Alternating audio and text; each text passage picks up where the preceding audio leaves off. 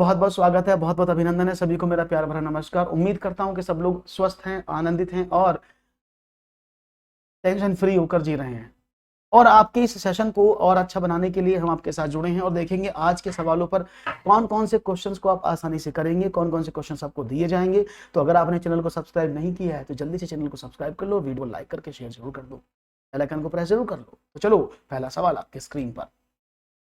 अकेला ए एक काम को 6 दिन में पूरा कर सकता है और अकेला बी इसी काम को 12 दिन में पूरा कर सकता है। ए और बी साथ मिलकर इस काम को कितने दिनों में पूरा करेंगे? बहुत ही सिंपल सवाल है, पहला प्रश्न आपके सामने रखा है और मुझे उम्मीद है आसानी से आप दे देंगे। देखिए, इन तरह के क्वेश्चनों को मैंने शॉर्टकट से आपको बहुत समझाया है। आप एक्स मानकर या एक दिन का काम मानकर ना करें, इसको सिंपल देखें कैसे कर सकते हैं। आपने कहा ए यहां पर है, गुड इवनिंग टू एवरीवन। हाँ ओके गीतू, अभी लास्ट में बात करेंगे। ए एक आदमी है जो 6 दिन में पूरा काम करता है, बी इस काम को 12 दिन में पूरा करता है। तो मेन इशू है कि ये जो टोटल काम है वो कितना है। तो हम क्या करते हैं, इन दोनों का हम एलसीएम ले लेते हैं जो कि पूरा काम को रिप्रेजेंट करता है। तो 6 और 12 का एलसीएम 12 हुआ। तो जो 12 यूनिट है वो 12 यूनिट इनके द्वारा की जाएगी। इसका मतलब क्या है कि ए अकेला 6 दिन में, सपोज करते हैं, मैं एग्जांपल ले लेता हूँ, ये पानी की बोतल्स हैं।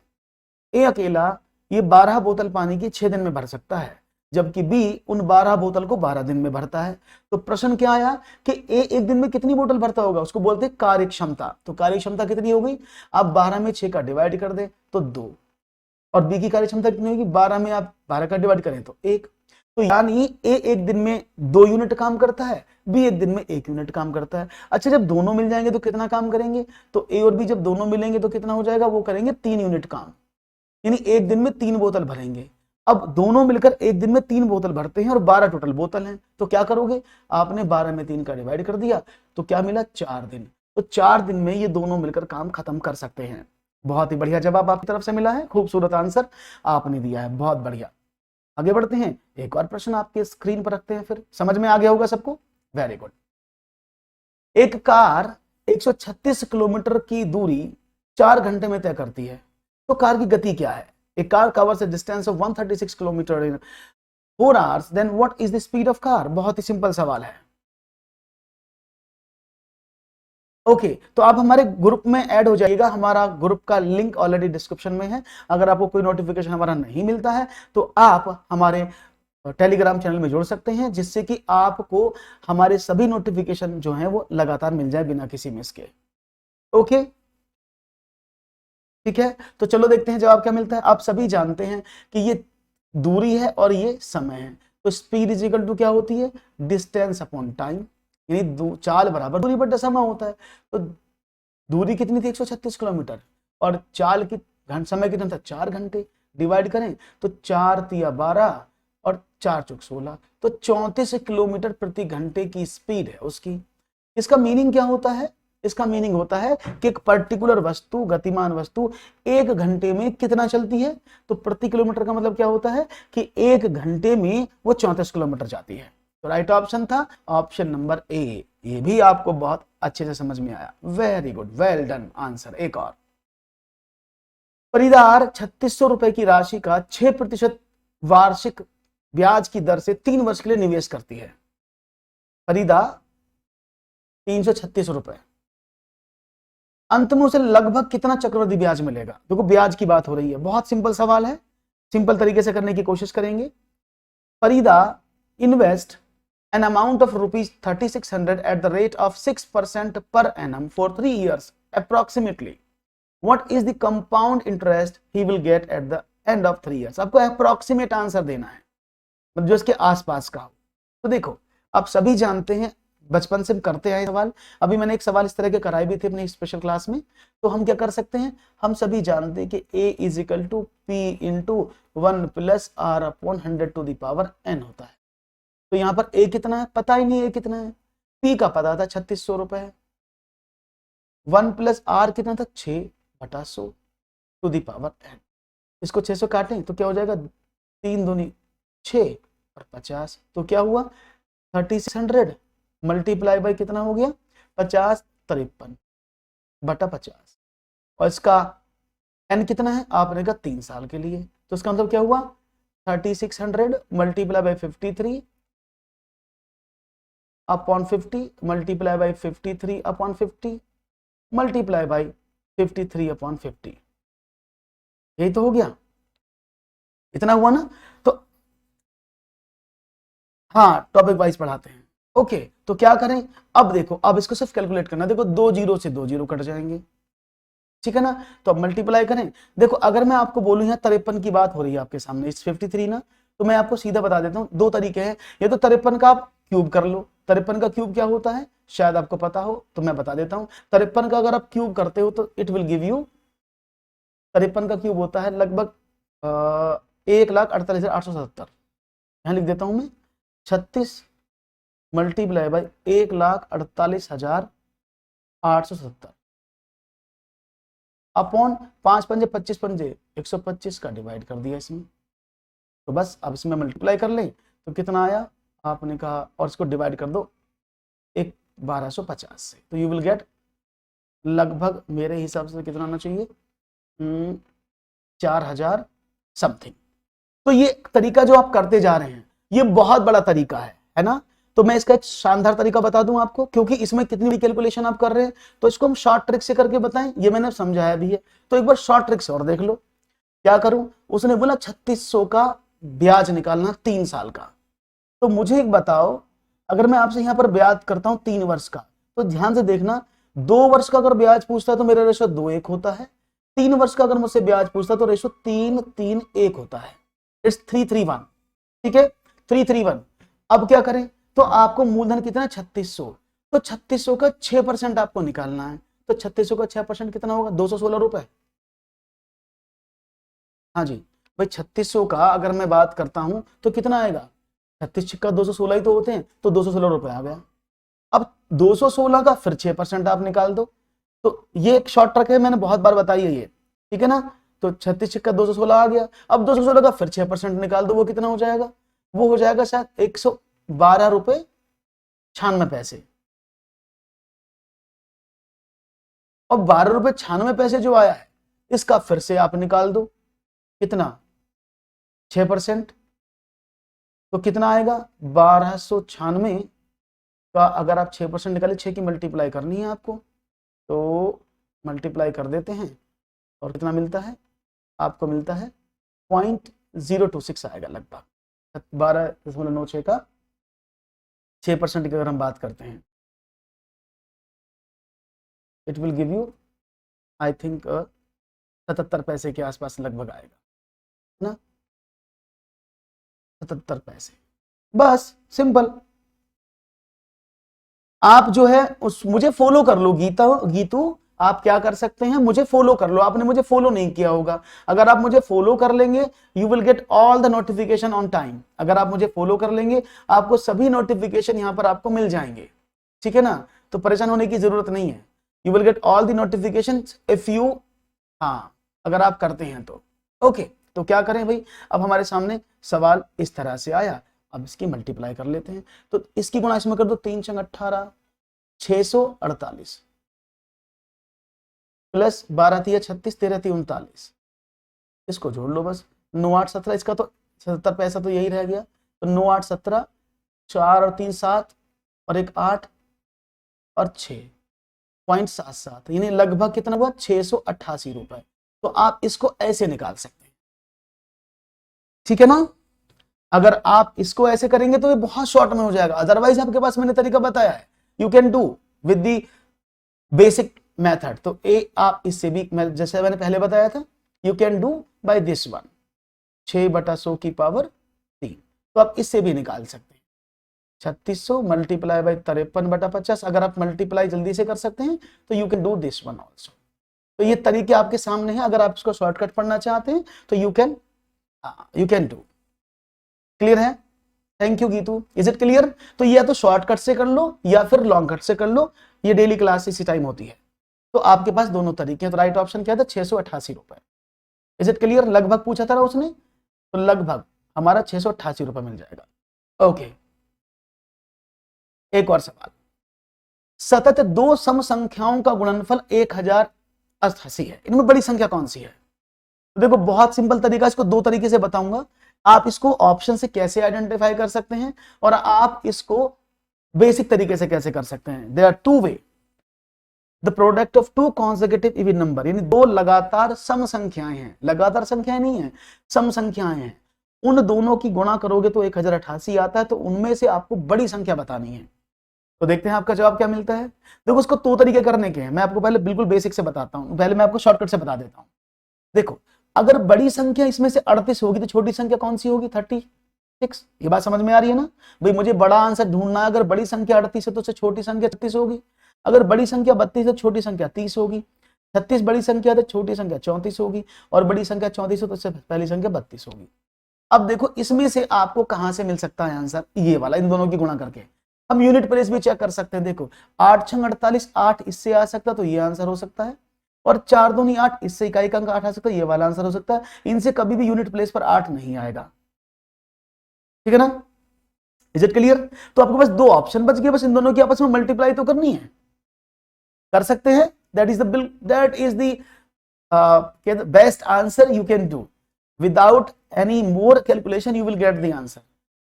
ओके, तो अगर मैं 32 की गुणा करता हूं तो कितना आएगा, 4 दूनी 8, 4 3 दूनी 6, 3 चौक 12, 8 3 3 और 1 10, 1088 इसी से आ जाएगा।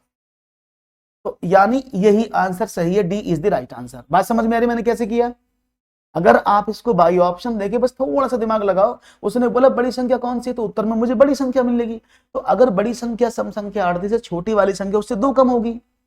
Good evening to everyone. अगर बड़ी संख्या 32 है, छोटी संख्या 30 होगी। तो ये तो रहा बिल्कुल शॉर्टकट, जैसे कि आप एग्जामिनेशन में कर सकते हैं। लेकिन अगर मैं आपसे बात करूं तो इसको कैसे करेंगे उसको भी समझा देते हैं, है ना। अगर आपको बोला जाए कि सर ये बेसिक से कैसे होगा, तो उसको भी देख लो, तो बड़ा आसान है। अगर मैं बात करूं आपसे कि मैंने माना संख्या बड़ी वाली x है, तो छोटी वाली संख्या x - 2 हो जाएगी, है ना। अगर बड़ी संख्या x है तो छोटी वाली संख्या x - 2 हो जाएगी। इन दोनों की मल्टीप्लाई करके कितना आना चाहिए, 1088 आना चाहिए। तो अब आपको ऐसे दो नंबर, ये तो फैक्टर कर लो इसके, तो आपने कहा x² - 2x - 1088 बराबर 0। अब ऐसी दो संख्या ढूंढो जिनको घटाने पर कितना आ जाए, आपके सामने कितना आ जाए, आपको 2 मिल जाए, तो 34 और 32 ही आएंगी वो संख्या। तो आपने बड़ी संख्या ढूंढ ली 34। करना यहाँ ज्यादा मेहनत है, क्योंकि यहाँ पर आपको फैक्टर करने पड़ेंगे और बहुत सारा मेहनत, यहाँ पर आपको आसानी से मिल जाएगा। बेसिक तरीका ये है, शॉर्टकट एग्जामिनेशन में आपको ऐसे अपनाना है। इज इट क्लियर, बहुत बढ़िया। एक और प्रश्न फिर आपकी स्क्रीन पर, ये रहा। सुनीता, विनीता और अनीता एक वृत्ताकार स्टेडियम के इर्द गिर्द जॉगिंग करना आरंभ करती हैं। गिर्द मीन्स चारों। ये अपनी परिक्रमाएं मीन्स जो पूरा चक्कर लगाती हैं 36, 48 और 56 सेकंड में पूरा करती हैं। कितने सेकंड बाद ये आरंभ बिंदु पर एक साथ होंगी। तो ये बहुत इंपॉर्टेंट सवाल है, इस तरह के सवाल बहुत ज्यादा एग्जामिनेशन में आते हैं। Sunita, Vinita and Anita starts jogging around a circular stadium. They complete their circulation in 36, 40 and 56 seconds respectively. After how many seconds will they be together at the starting point? ये आपको बताना है, कोशिश करिएगा। तो पहले बताओ मुझे इसमें करना क्या है, सब लोग आंसर देने की कोशिश करेंगे कमेंट्स में। इसमें करना क्या है मुझे, सुनीता 36 सेकंड में पूरा चक्कर करती है, विनीता 48 सेकंड में पूरा करती है, और अनीता 56 सेकंड में पूरा करती है। तो आपको बताना वो कब एक साथ मिलेंगे। तो देखते हैं कितने सेकंड बाद मिलेंगे। ये चॉइस आपकी है, और मुझे उम्मीद है कि मुझे निराश नहीं करेंगे आप, मुझे बड़ी उम्मीदें हैं आपसे। तो चलो देख लेते हैं। तो देखो इसका मतलब क्या है, यानी आपको 36, 48 और 56 के साथ एक ऐसी संख्या ढूंढनी है जो इन तीनों से डिवाइड हो जाए, क्योंकि जब वो तीनों एक साथ मिलेंगे मतलब वो ऐसा टाइम होगा जो इन तीनों से डिविजिबल होगा, है ना, जो इन तीनों से डिविजिबल होगा। और वो कैसे निकाल सकते हैं आपने कहा सर वो तो एलसीएम से निकल सकता है। एक ऐसी संख्या जो इन तीनों से कट जाए वो क्या होती है, वो एलसीएम तो होती है। तो इसका एलसीएम निकाल दें, आपने कहा निकाल दो। तो अगर देखो मैं डायरेक्ट करूंगा तेजी से, 6 इन सब में कॉमन है, तो 6 छंग 36, 6 अट्ठे 48, नहीं 6 कॉमन नहीं है, 2 ही कॉमन रहेगा भाई। एक मिनट रुक जाओ, क्योंकि हाँ क्लियर है। तो क्या करेंगे, 36, 48 और 56 का एलसीएम निकाल लेते हैं। चलो देख लेते हैं।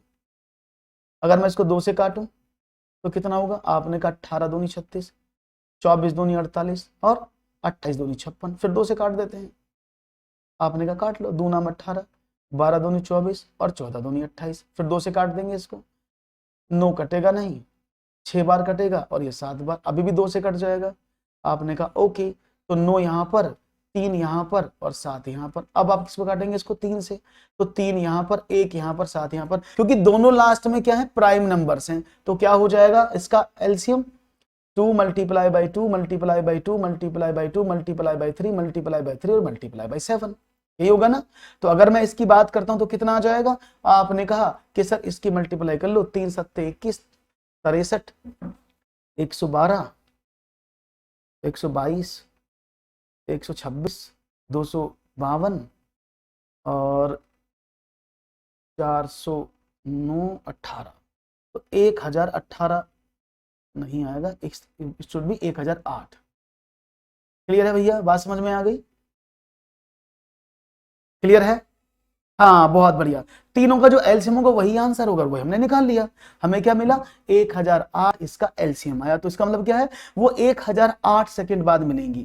कई बार इस क्वेश्चन में थोड़ा सा और बढ़ा देता है, वो आंसर को मिनट में दे देता है, मिनट और सेकंड में दे देता है। तो मिनट सेकंड में कैसे चेंज करेंगे? क्योंकि 1008 सेकंड यहाँ पर अगर वो सवाल में पूछता कि भाई इसका उत्तर आपको ऑप्शन में मिनट में दिया होता, मिनट और सेकंड में, तो क्या करते? आप सिंपल 60 का इसमें डिवाइड कर देते, जो आंसर था वो मिनट में आ जाता। Is it clear? बहुत सही, समझ में आ गया। ऑप्शन नंबर सी एकदम सही जवाब था आपकी तरफ से। एक और सवाल लेते हैं फिर। तो सबसे पहले नेहा ने मुझे आंसर दिया था। एक और सवाल। एक पुस्तक विक्रेता अपने ग्राहक से लागत कीमत से 28% अधिक लेता है। यदि ग्राहक ने स्कूल की किताबों के लिए 4,544 रुपए अदा किए तो स्कूल की पुस्तकों की लागत कीमत कितनी थी? हाँ बस बस बस सर जी। तो यानी एक ग्राहक जो है वो अपने, जो दुकानदार है वो अपने ग्राहकों से 28% अधिक कीमत लेता है। तो एक ग्राहक ने स्कूल से जो किताबें ली वो 4,544 रुपए उसको दिए, तो स्कूल की पुस्तकों की लागत कीमत कितनी थी? बहुत ही आसान सवाल है। अच्छा 19 को पेपर बहुत बढ़िया, लगातार लगे रहो और आपको जरूर सफलता मिलेगी। तो देखते हैं आपका जवाब क्या मिलता है। उम्मीद करता हूं जवाब में गलती नहीं होगी जी। बहुत सिंपल सवाल है। हाँ सबसे पहले मोनिशा, ओके मोनिशा, हाँ ओके ओके ओके, हाँ भाई ओके ओके, एक्चुअली कमेंट ऊपर चला गया था। मोनिशा सबसे पहले आपने आंसर दिया है, बहुत बढ़िया। हाँ चलिए तो देखते हैं जवाब क्या मिलता है। देखो इस सवाल को समझने का बड़ा आसान तरीका, आप कुछ भी ना माने कि भाई माना कीमत एक्स है वाई ना, जब भी परसेंटेज में बात होती है, प्रतिशत में बात होती है, तो उसकी जो कॉस्ट प्राइस होती है वो 100% होती है। कितनी होती है? 100%। ठीक है ना। अगर हम 100% की बात करते हैं, उसने बोला कि 100% उसका कॉस्ट प्राइस था, उसने 28% लाभ पर बेच दिया, तो उसने कितने परसेंट पर चीजें बेची होंगी? आपने कहा कि सर 128% पर बेची होंगी।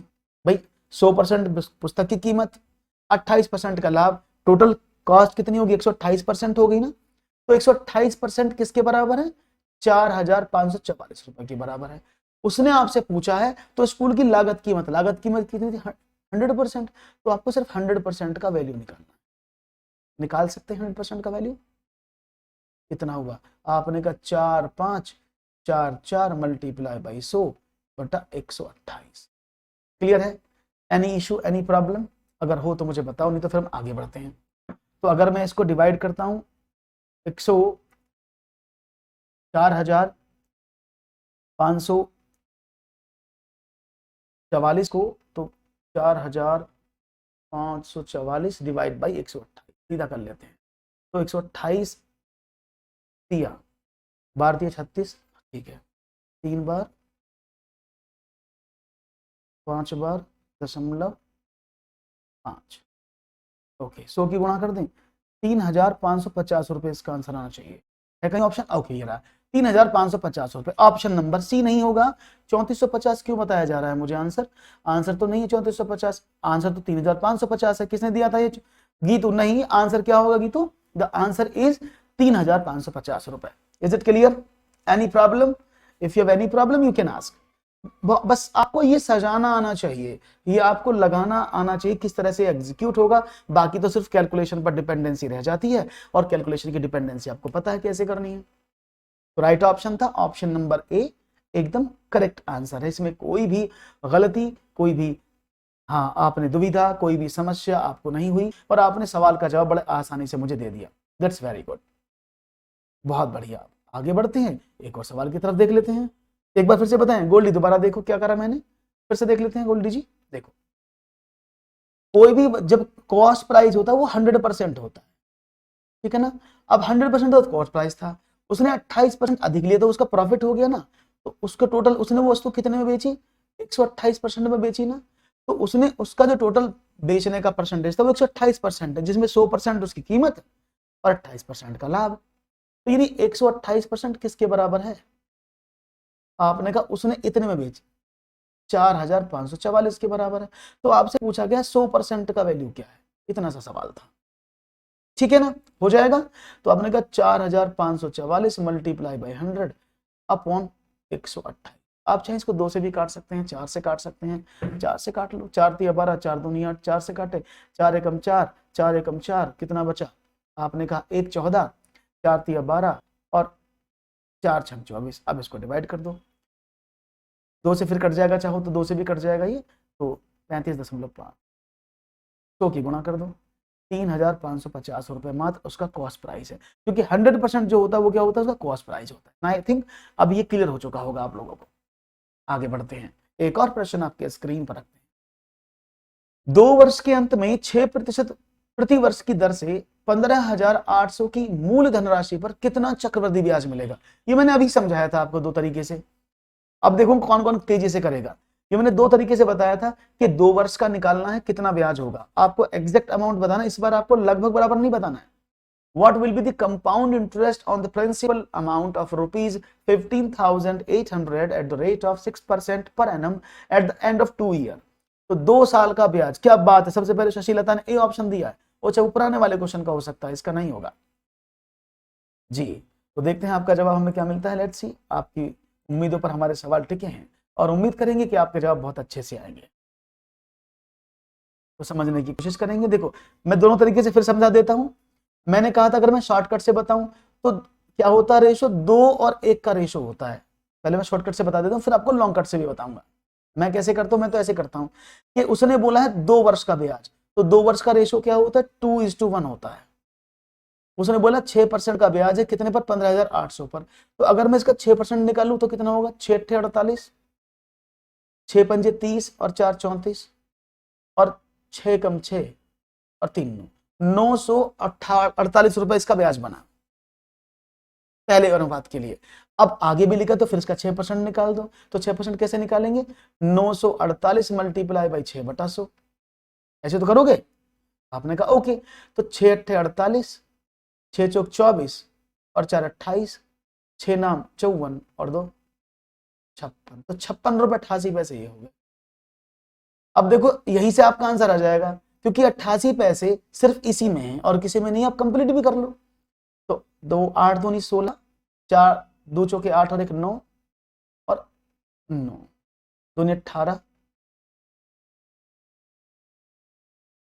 Plus 56.8, you will get 1952.8। That is the right answer. ये शॉर्टकट से था, ठीक है ना। ये मैंने कैसे शॉर्टकट से 2 1 का रेशो निकाला, कैसे करते पता है ना, कि 2 1 का रेशो निकाला, 6% का ब्याज निकाला, इसका इतना आया, जो उत्तर आया उसका फिर 6% निकाल दिया। अदरवाइज आप इसको बेसिक से भी कर सकते थे, मैं बेसिक से भी बता देता हूं कैसे करते हैं। तो बेसिक कैसे करेंगे, हमें पता है फॉर्मूला क्या होता है, a is equal to P into 1 plus R upon 100 to the power. तो a हमें नहीं पता है, तो क्या करेंगे, p का वैल्यू कितना है 15,800 इंटू 1 प्लस आर कितना है 6/100 टू दी पावर 2, है ना। हाँ जितने वर्ष दे उतनी बार करना है ना, अलग अलग है। 2 वर्ष के लिए 2:1, 3 वर्ष के लिए 3:3:1 और 4 वर्ष के लिए 4:6:4:1। बस इसी से सवाल आपके आ जाते, इससे बाद नहीं जाते। ओके हाँ, एमपीटेट के लिए मुझे बताया गया है कि सर पढ़ा दो पढ़ा दो पढ़ा दो, इसलिए मैंने जो है सबसे ज्यादा इन क्वेश्चंस को रखने का प्रयास किया था। ओके तो क्या करें, 15,800 इसको देखें तो ये कितना हो जाएगा 53/50 गुणा 53/50। बस अब इसके मल्टीप्लाई कर, 2 0 से 2 0 कट जाएंगे। देखो ये तो क्या बना, 158 multiply by 53 multiply by 53 upon 5 multiply by 5, ये 25। हाँ आएगा आएगा, फिर से ट्राई करिएगा सोनी, फिर से आ जाएगा, don't worry. Is it clear. तो अब इसको सॉल्व कर लो, यू विल गेट 195288। इसमें आपको थोड़ा ज्यादा मेहनत लगता है, ज्यादा समय लगता है, और जो सवाल आता है उसमें आपको आसानी से मिल जाता है, ठीक है ना, क्योंकि इसमें से आपको घटाना भी है ना, पी कितना 15,800, जो भी आंसर आएगा उसे 15,800 घटाना पड़ेगा ना, तभी तो मिलेगा ब्याज। क्लियर है, वेरी गुड। एक और सवाल लेते हैं फिर। अंकों के निम्नलिखित सेटों के लगभग औसत का पता लगाओ। सवाल है find the approximate average of the following set of marks. ये कुछ मार्क्स आपके सामने दिए गए हैं, इनके अप्रोक्सीमेट एवरेज आपको बताना है। इनका अप्रोक्सीमेट मतलब क्या होता है, हाँ लगभग बराबर, मतलब दशमलव आंसर आएगा तो उसको आप कर सकते हैं अप्रोक्सीमेशन। तो इनका औसत क्या होगा, बहुत सिंपल सवाल है, जल्दी से देखूं कौन कौन मुझे इसका आंसर बताएगा, ठीक है ना। तो let's see what will be the right answer from your side, और देखते हैं सवाल आपके सामने है, ठीक है ना। आपके सामने क्वेश्चन रखा हुआ है, दैट इज 1566, 2455, 1231, 2678, 1989, 3342 और 2715। तो देखते हैं जवाब क्या मिलता है, और मुझे उम्मीद है कि आपका जवाब में गलती नहीं होगी। ओके, तो टेक योर टाइम और देखेंगे जवाब को जल्दी से करने की कोशिश कौन करेगा, और मुझे उम्मीद है कि आपके सवाल में गलती के चांसेस कम से कम होने चाहिए, वो होने भी चाहिए कम। ओके, दिस इज कॉमा, तो थोड़ा सही कर देता हूँ ना, आपको सही से दिख जाएंगे संख्या, बीच में स्पेस नहीं, अभी ठीक है। Okay, now you can do it. तो देखो सिर्फ इनको जोड़ना ही, तो सब में 4-4 अंक है, जोड़ने में कोई प्रॉब्लम नहीं होनी चाहिए, मेरे हिसाब से तो बिल्कुल नहीं होनी चाहिए। जोड़ें तो औसत क्या होता है, एवरेज क्या होता है, औसत होता है कुल योग बटे कुल संख्या, ये तो होता है कुल योग बटे कुल संख्या। तो यहां पर मुझे आंसर सबसे पहले मोनिशा का मिला है, दैट इज 2268 रुपए। क्या बात है मोनिशा, वेरी गुड।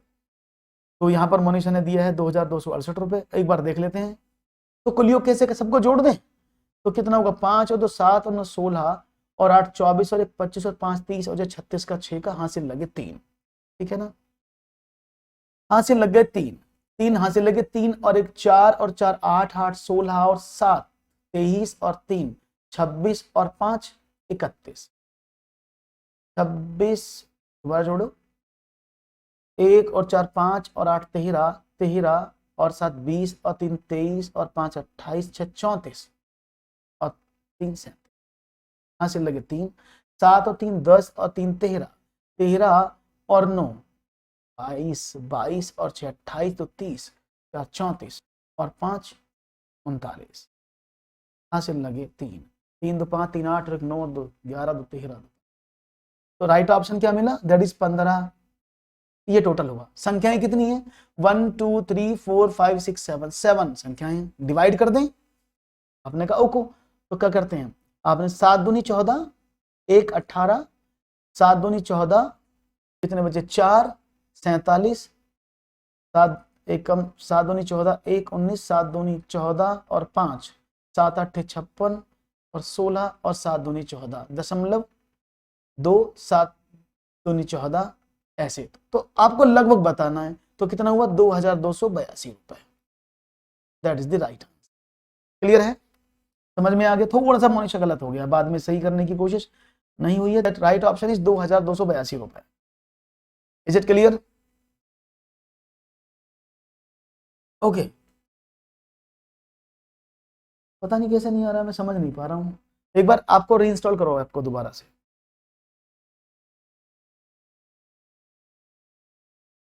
ओके, एक और प्रश्न है, आसान था, सिर्फ जोड़ने वाला सवाल।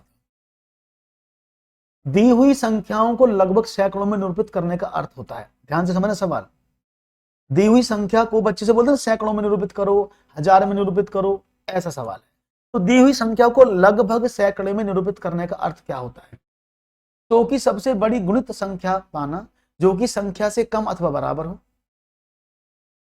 100 की सबसे छोटी गुणित संख्या पाना जो कि संख्या से बड़ी अथवा बराबर हो, 100 की गुणित संख्या पाना जो कि संख्या के लगभग है, यदि संख्या 100 से गुणित दो क्रमागत संख्याओं के मध्य में नहीं होती, और 100 से गुणित दो क्रमागत संख्याओं से बड़ी संख्या पाना यदि संख्या उसके मध्य होती है।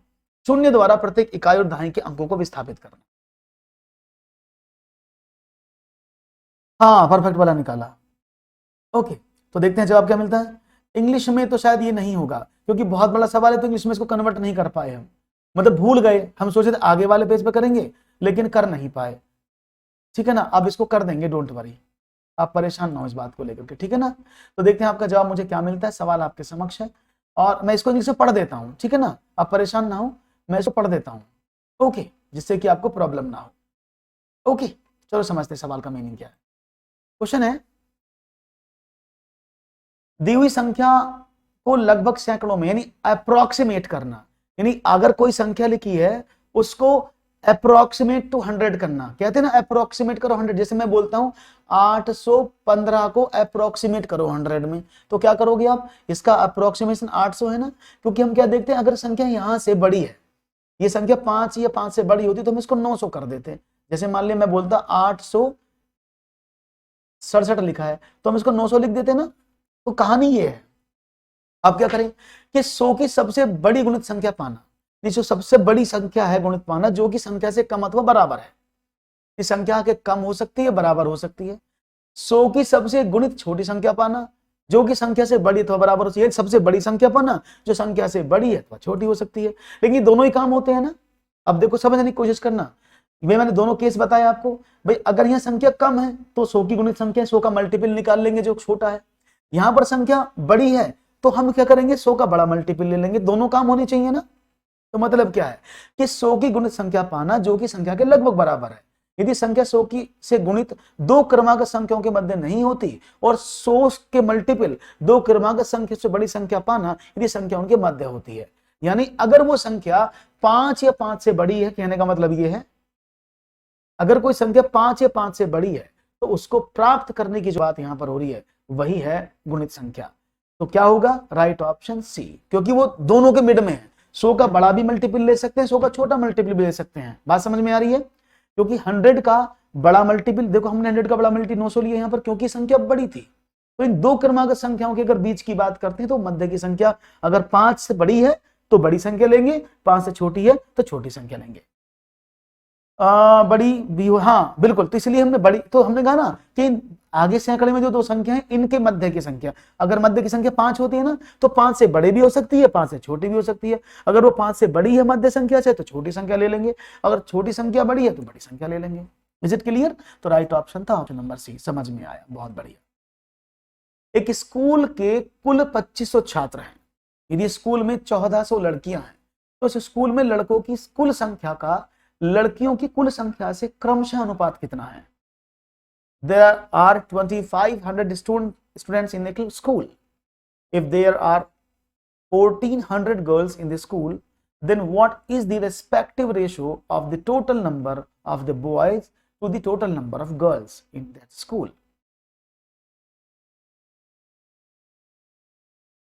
Okay, Sony, you can talk me later. Okay, आपकी लास्ट में समस्या को सॉल्व करूंगा, डोंट वरी, है ना, अभी पढ़ लो, उसके बाद सबसे लास्ट में आपकी समस्या को लूंगा, ठीक है ना, परेशान ना होना। तो देखते हैं जवाब क्या मिलता है। एक स्कूल में 2500 छात्र हैं, टोटल छात्र का मतलब क्या है, बॉयज और गर्ल्स दोनों को मिलाकर कितने हैं, आपने कहा 2500 बच्चे हैं, उनमें से कहा 1400 लड़के हैं, अगर कुल बच्चों में से मैं 1400 लड़कों को निकाल दूं तो 1100 लड़कियां बच गई ना भाई, टोटल 2500 बच्चे हैं, उनमें से 1400 लड़के हैं, तो ये तो हो गए बॉयज, ये कितनी, ये गर्ल्स हो गई। उसने बोला स्कूल में लड़कों की कुल संख्या, क्रम से बोला है तो पहले बॉयज और गर्ल्स का रेशो निकाला जाएगा, तो बॉयज कितने हैं, आपने कहा 1400, गर्ल्स कितनी, आपने कहा 1100। तो आप इसको कैसे करते हैं, पैसे भी समझ लीजिएगा, इस रेशो को 1400 बटो 1100 भी लिख सकते हैं, ओके, 1400 बटे 1100 भी लिख सकते हैं इसको। तो क्या करें, क्या बोला, लड़कों की कुल संख्या का लड़कियों की कुल संख्या से अनुपात पूछा है, सवाल को समझने की कोशिश करें, सवाल समझ में आ जाएगा। ओके, तो क्या हुआ, 0 से 0 कट गया, 0 से 0, तो राइट ऑप्शन क्या होना चाहिए, 14:11 होना चाहिए, क्योंकि बॉयज को पहले रखने को बोला है ना। एक मिनट रुको, ओ माय गॉड, माफ करिएगा अच्छा ये लड़के नहीं है, these are the girls, these are the boys, माफ करिएगा, द गर्ल्स बॉय। तो गर्ल्स का रेशो कितना है 14 और बॉयज का रेशो कितना 11, राइट ऑप्शन क्या है? हाँ, तो उसने बोला ना किसका, तो पहले लड़के आएंगे, तो लड़के कितने 11 और लड़कियां कितनी है 14, तो right option is a. Actually यहाँ लड़कियां दी हैं और रेशो आपसे लड़कों का पूछा है पहले। हाँ ओके, करेक्ट करेक्ट कर दिया है, करेक्ट, डोंट वरी। क्लियर है? तो यह समझ में बहुत आसान सवाल था, बस थोड़ा सा घूमने वाला था, जिससे कि हमें बोला कि लड़कों को पहले लिखना है, क्योंकि हमने जो रेशो निकाला है लड़के ही हैं, तो कैसे करेंगे, तो अगर आप चाहें तो ये गर्ल्स और बॉय है, तो बॉय गर्ल का रेशो कैसे निकालेंगे, मैं एक बार फिर से कर देता हूं, कभी कंफ्यूज हो जाए आप।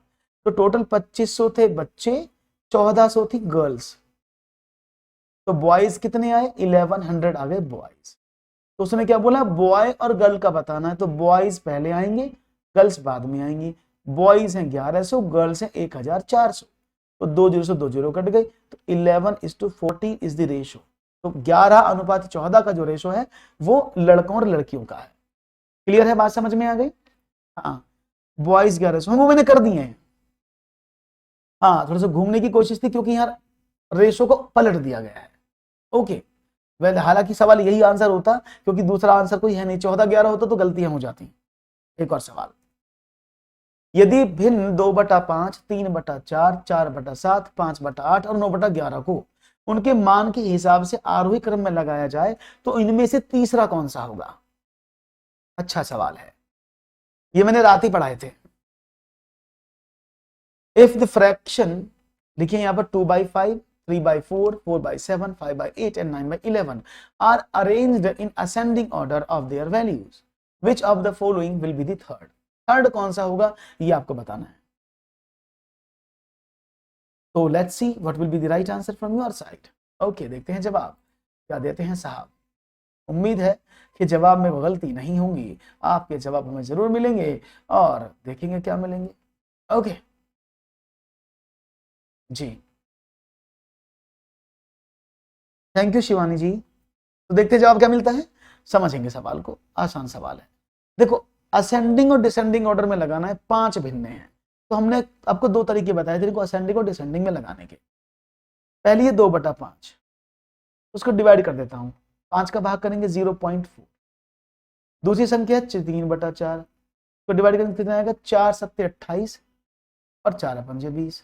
तीसरी संख्या थी 4/7, उसको डिवाइड करें कितना है, आपने कहा 0.7 5 35 बच्चे 5, 7 5 35, 5 5।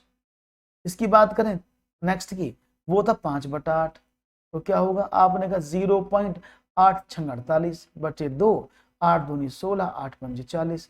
बात करते हैं लास्ट वाले की 9/11 की, तो क्या हो जाएगा, 0.11 88 बचे 2, 11 एकम 11।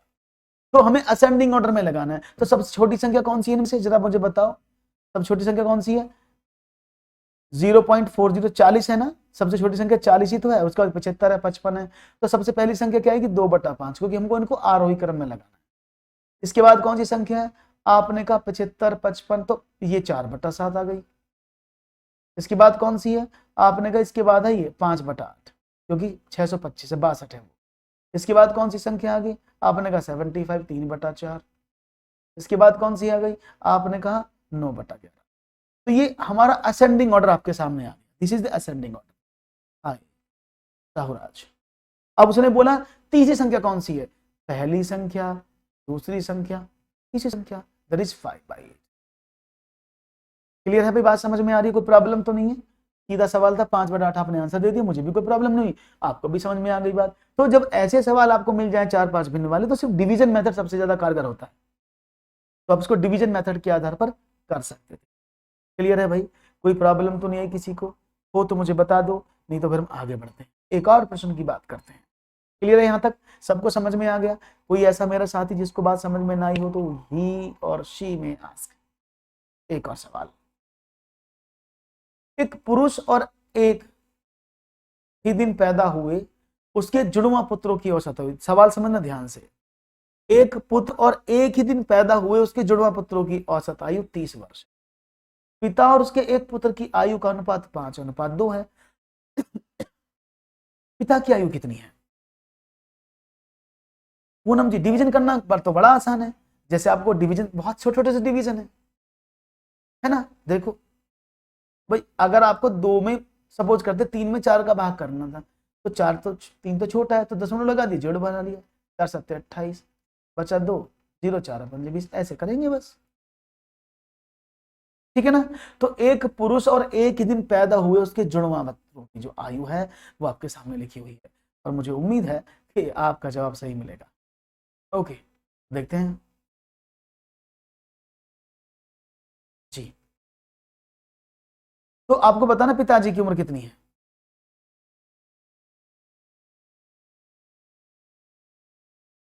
Okay, let's see what will be the right answer. 50। क्या बात, देखो समझने की कोशिश करना। कुल मिलाकर कितने लोग हैं, 3 लोग हैं। माना ये तो होगी पापा, ये उसका एक बेटा, बेटा 1, और दूसरा होगा दूसरा बेटा 2। दोनों जुड़वा बेटे हैं ना, दोनों जुड़वा बेटे तो हैं। अगर मैं आपसे बोलूं तो कंडीशन क्या है, 30 इसका आपको अनुपात दिया है, 30 इनका टोटल दिया है, तो इनकी टोटल आयु का औसत दिया है, तो औसत का मतलब क्या होगा, 3 नीचे आ जाएगा, ये हो गया 30।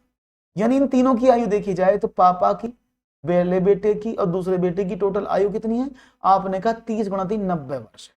इज इट क्लियर, 90 ईयर्स है।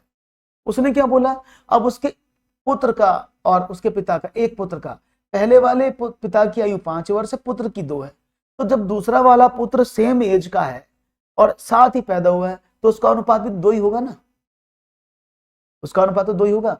यानी इन तीनों की आयु को जोड़ा जाए तो 90 वर्ष आना चाहिए।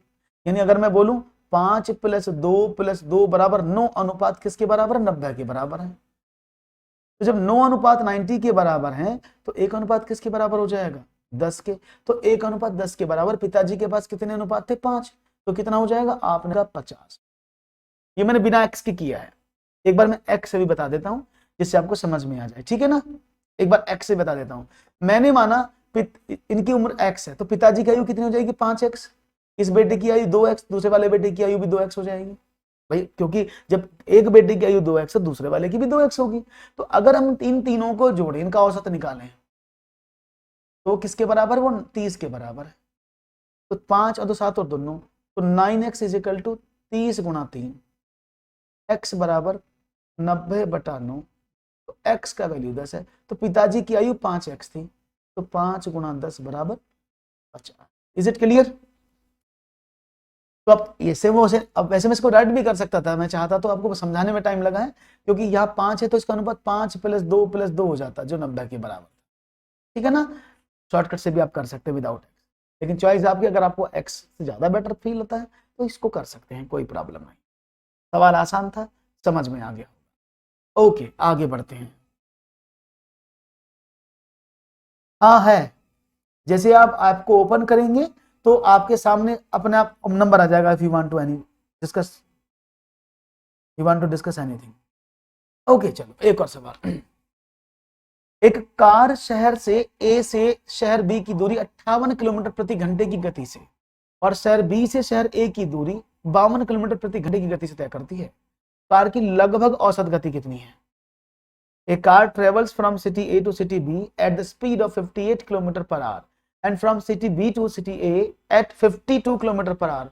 What is the approximate average speed of the car? बड़ा है सवाल, शानदार, उत्तर दीजिएगा विदाउट एनी डिले। सवाल अच्छे से आ जाएगा तो हमें बड़ी खुशी होगी कि आपको सवाल बहुत अच्छे से आ रहा है, और हमें बड़ा अच्छा भी लगेगा, अनुभव अच्छा होगा। चलो देख लेते हैं जवाब क्या मिलता है। और शायद आपको पता है, मैं आपको बता देता हूं। देखिए, ये शहर ए है और ये शहर बी है, तो अगर कोई व्यक्ति समान दूरी, क्योंकि ए से बी शहर की दूरी आने की भी और जाने की बराबर होगी, भाई वो ए से बी गया, बी से आया, तो दूरी तो बराबर डिस्टेंस कवर की ना उसने। तो ए से बी की अगर हम बात करते हैं तो वो भी डिस्टेंस है। फॉर एग्जाम्पल, वो इससे एक्स स्पीड से जाता है और बी से ए वो दूसरी स्पीड से वापस आता है, तो जो उनका औसत चाल होता है ना, वो क्या होता है, 2xy/x+y। ये फॉर्मूला है। ये फॉर्मूला कैसे है मैं अभी आपको आगे बताऊंगा, ठीक है ना। ये फॉर्मूला कैसे डेवलप हुआ, कैसे इस फॉर्मूले को निकालते हैं, अगर दूरी बराबर नहीं होती तो कैसे करते, ये भी तो इशू आ जाता है कि सर दूरी बराबर नहीं थी तब कैसे करते, तो मैं उसको आगे वाले पेज में बताऊंगा, पहले इसको समझ लो। तो क्या करेंगे, एवरेज क्या निकला, 2 × x कितना, पहली स्पीड 58, दूसरी स्पीड 52 अपॉन 58 + 52, तो कितना हुआ, ये हो गया 2 × 58 × 52 अपॉन 110। ठीक है ना। अब इसको आप डिवाइड कर सकते हैं। देखो अगर मैं इसको भी डिवाइड करूं तो कितना हो जाएगा, ये हो जाएगा 55 बार, है ना, 55 बार हो जाएगा ना। अब 55 से 58 को डिवाइड कर दें तो 1 दशमलव समथिंग आएगा ना। अगर मैं 55 से 58 को डिवाइड करूं तो मुझे कितना मिलेगा, बहुत थोड़ा सा मिलेगा, है ना। तो कितना, 1 दशमलव समथिंग आएगा। तो मैं अगर मैं 58 है ये, तो एक बार तो पूरा चला गया, कोई बात नहीं है, तो अगली बार तो 0 बार जाएगा, ऐसे आएगा 1.05 इतना मान लेते हैं। अब इसकी गुणा कर दो इसमें, जब 52 में मल्टीप्लाई की 0.5 की तो कितना होगा, 52 पंजे 5 पंजे 25 और 5 दूनी 10 और जी, तो 52 पंजे 160, 54 के आसपास आएगा ना, 54.6 आना चाहिए। ठीक है ना, तो 54.6 आ गया। अब 54.6 आया है तो ये किसके बराबर है, लगभग किसके बराबर है, that is near about to 55।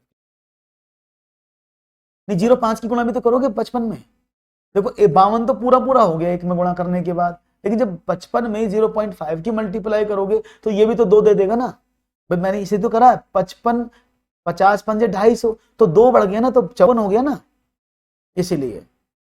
ठीक है, तो राइट ऑप्शन था 55 किलोमीटर प्रति घंटे की जो है उसकी स्पीड। अब मैंने आपसे एक बात कही अभी, आपको शायद समझ में भी आई हो, मैंने क्या बोला कि फॉर एग्जांपल ये स्पीड अलग अलग होती तो ये फॉर्मूला कैसे बनता। फॉर एग्जांपल ये स्पीड अलग अलग होती तो ये आपको पता होना चाहिए। कई बार सवाल आ जाता है कि भाई स्पीड तो बराबर नहीं थी, स्पीड अलग अलग थी, तो कैसे करेंगे उसको भी समझा देता हूं, है ना।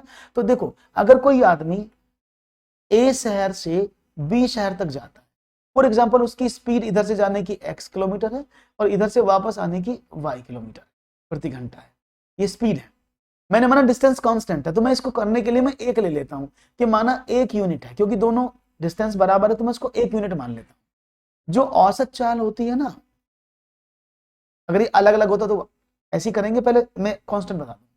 अगर मैं औसत चाल की बात करता हूं तो वो क्या होता है, कुल दूरी बटे कुल समय, कुल चली गई दूरी बटे कुल लगा समय जो है वो होता है।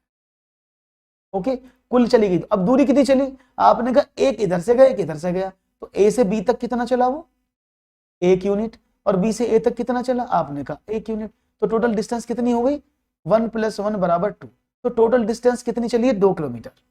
ठीक है, अब उसने बोला कुल समय। अब समय का अगर फॉर्मूले की बात करें तो speed is equal to distance upon time होता है। अगर मैं टाइम निकालूं तो क्या हो जाएगा, डिस्टेंस अपॉन स्पीड। तो अगर मैं ए से बी तक का टाइम निकालूं, ए टू बी तक का टाइम, तो क्या होगा, आपने कहा ए से बी तक की डिस्टेंस कितनी है 1 और स्पीड कितनी है x। अच्छा बी से ए तक का निकालें तो क्या होगा, डिस्टेंस कितनी है 1 और टाइम कितना है, स्पीड कितनी है y। तो टोटल ए से बी तक जाने में और बी से ए तक आने में समय कितना लगा, इन दोनों को जोड़ दें, 1/x + 1/y, तो ये क्या हो जाएगा xy, तो ये हो जाएगा y + x। तो या इसको कह सकते हैं x + y/xy। तो कुल लगा समय कितना है x + y/xy, कुल चली गई दूरी कितनी है 2, तो पुट कर दे फॉर्मूले में, तो 2 कुल दूरी हो गई, कुल लगा समय कितना था x + y/xy, तो ये xy ऊपर चला जाएगा ना, तो 2xy/x + y, इस तरह से ये फॉर्मूला आया।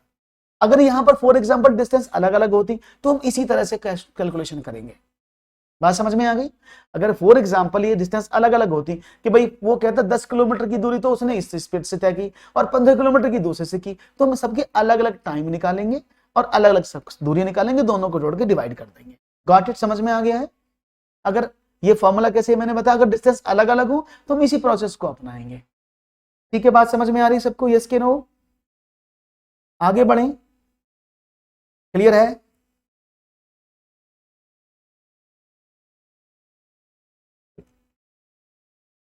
बहुत बढ़िया, बहुत बढ़िया, आगे बढ़ते हैं एक और सवाल की बात।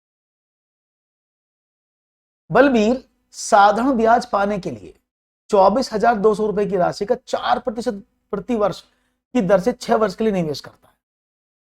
इसके बाद मूलधन और प्राप्त साधारण ब्याज का और 4 वर्ष के बाद ब्याज की उसी दर पर निवेश करता है। अंतिम 4 वर्ष के बाद उसका साधारण ब्याज कितना होगा। साधारण ब्याज की बात कर रहे हैं, चक्रवृद्धि ब्याज नहीं है इसमें। नहीं, फॉर्मूला नहीं अलग वाले के लिए Shivani, there is no separate formula, कुल दूरी बटे कुल समय ही लगाएंगे, ठीक है ना। आप चाहें तो मैं इसको एक बार और एक्सप्लेन कर देता हूं लेकर के, ठीक है ना।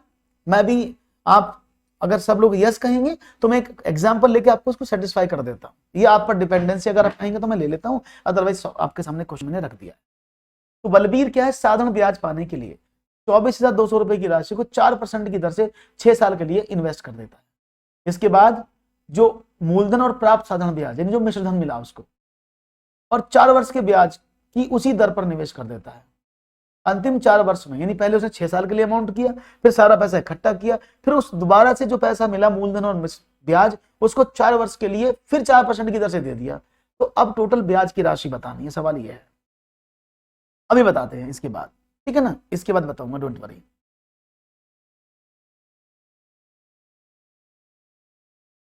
ओके, तो देखते हैं जवाब क्या मिलता है। क्वेश्चन बड़ा आसान सा है, मुझे उम्मीद है कि आप इस सवाल को करने की कोशिश जरूर करेंगे। अभी बताता हूँ गिरिजा, पहले सवाल को कर लो, उसके बाद फिर लेता हूं उसको कि अगर दूरियां असमान है तो कैसे करेंगे। तो देखते हैं भाई आपका जवाब क्या मिलता है। बहुत सिंपल सवाल है, इसको आप आसानी से कर सकते हैं, बहुत बड़ी चीज नहीं है। मैं आपको इसको एक्सप्लेन कर देता हूं बहुत सिंपल तरीके से कि भाई बलबीर आदमी है, उसने साधारण ब्याज पाने के लिए उस पैसे को इन्वेस्ट कर दिया। 24,200 रुपए की राशि थी, 4 साल 4% का ब्याज तो 6 साल के लिए दिया। तो अब सभी जानते हैं अगर मैं साधारण ब्याज की बात करता हूं तो वो PRT/100 होता है ना, ये तो होता है ऐसा ही। तो निकाले पी कितना है, आपने कहा 24,200, आर कितना है आपने कहा 4, समय कितना था 6/100, 2 जीरो से 2 जीरो कट गए, ठीक है ना, 6 चौक 24। तो यानी साधारण ब्याज कितना बना, मैं यहां लिख देता हूं। तो साधारण ब्याज जो बना इन 6 सालों का वो बना 242 मल्टीप्लाई बाई 24। क्लियर है यहां तक, क्या बात है, आंसर भी दे दिया आपने, वो तो बहुत बढ़िया। तो अगर मैं इसकी मल्टीप्लाई कर देता हूं आपके सामने, 242 का 24 दूनी 48 है ना, तो हां से लगे 4, तो 24 दूनी 48, यहां से लगे 4, 24 चौके 96 और 400, 24 दूनी 48 और 158, तो कितना हो गया, दैट इज 5,808। ये होना चाहिए ना, क्लियर है। तो जो ब्याज मिला आपको 5,808 रुपए मिला। अब क्या करें, उसने बोला इसको इसमें मूल में जोड़ दिया, तो नया मिश्रधन मूलधन क्या तैयार हुआ, मिश्रधन 24,200 में आपने 5,808 जोड़ दिया। 8 यहां पर, 0 यहां पर, 8 और 2 10, 5 और 4 9 और 1 10, 2 और 1 3, तो अमाउंट हुआ टोटल मिलकर 30,008 रुपए। यहां तो कोई दिक्कत किसी को हो तो मुझे बता देना, जहां पर भी दिक्कत है मुझे बता देना कि सर यहां दिक्कत आ रही है ना। अब क्या करें, अब उसने इस अमाउंट को फिर से इन्वेस्ट कर दिया, तो कितने का साल को, 30,008 को आपने 4 वर्ष के लिए 4% की दर से इन्वेस्ट कर दिया। हो गया सवाल, 4 तिया 12, बस अब इसको डिवाइड करना था आपको, दैट इज 4,801 रुपया बता रहे हैं मुझे यहाँ पर, और 28 पर एग्जैक्ट अमाउंट बताना था, तो 4,801.8 ये आंसर आना चाहिए। क्लियर है भाई, समझ में आ गई बात, कोई प्रॉब्लम तो नहीं है, बहुत सिंपल था, बस थोड़ी सी डिजिट जो है बड़ी बड़ी रखी गई सवालों में, जिससे कि आपको थोड़ी सी मेहनत करनी पड़े और आप आसानी से सवालों को समझ लें। ओके, तो मैं एक सवाल आपके सामने लिख देता हूं, और जैसा कि आपने मुझे कहा उसको और समझ लेते हैं। तो ये था हमारा किसके लिए, जो हमारा इक्वल वैल्यूज थी। अब मैं एक अनइक्वल के लिए बता देता हूं, फॉर एग्जाम्पल कैसे करेंगे अनइक्वल के लिए, उसको भी समझ लेते हैं, है ना। ओके, देख लेते हैं अनइक्वल के लिए कैसा आता है, जैसे मैंने आपको बताया। ओके, फॉर एग्जाम्पल अब सवाल ये है कि एक आदमी, ध्यान से समझना, एक आदमी ए से बी शहर तक जाता है, उसकी स्पीड है 20 किलोमीटर प्रति घंटा। ओके, और वह 20 स्पीड से 5 किलोमीटर की डिस्टेंस तय करता है। फिर वह बी से सी शहर तक जाता है, उसकी स्पीड कितनी है, 30 किलोमीटर प्रति घंटा, और वह आगे जो दूरी है वो करता है 15 किलोमीटर की दूरी तय करता है। तो उसकी औसत चाल बताओ। ये अलग वाला है, यानी डिफरेंट, अब सेम नहीं है। तो यानी बंदा ए से बी तक गया है, बी से सी तक गया है, तो ए से बी तक की डिस्टेंस कितनी थी, आपने कहा 5 किलोमीटर, और बी से सी तक की डिस्टेंस कितनी थी, 15 किलोमीटर। Is it clear. उसने कहा स्पीड कितनी है, आपने कहा कि भाई स्पीड जो थी वो 20 थी, इसकी स्पीड कितनी थी 30 थी। अब आपको बताना औसत चाल क्या है, तो ऐसे में क्या करेंगे, मैंने क्या कहा कुल दूरी बटे कुल समय। तो पहले देखो ए से बी तक और बी से सी तक जाने में कुल दूरी कितनी लगी, आपने कहा दूरी थी 5 + 15, तो 20 किलोमीटर की टोटल डिस्टेंस आई। ठीक है, अब आपने क्या निकाला, टाइम।